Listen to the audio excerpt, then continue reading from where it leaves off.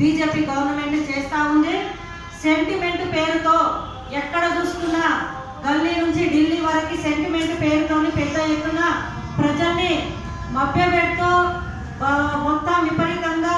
మనుస్మృతిని చూపిస్తూ మనుస్మృతి మాటలనే వాళ్ళ మైండ్లలో నింపుతూ ఈరోజు చిన్న పిల్లల స్కూల్ చదివే పిల్లల నుంచి మొదలు పెట్టుకుంటే ఎక్కువ యూత్ సెక్షన్లో కానివ్వండి, క్షేత్రస్థాయిలలో కానివ్వండి, ఈరోజు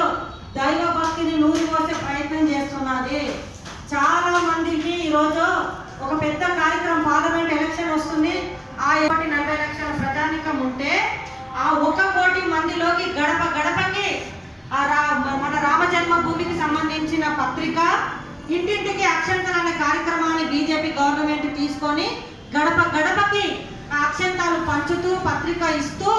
రేపు పార్లమెంటులో జరిగే ఎన్నికల్లో బీజేపీనే గెలిపించాలి అంటే ఈ విధానం వెనకాల రైతు వ్యవసాయ సంఘము 3 సంఘాలు దేశవ్యాప్తంగా కలిసి కట్టుగా పెద్ద ఎత్తున గ్రామీణ బంద్ అనేది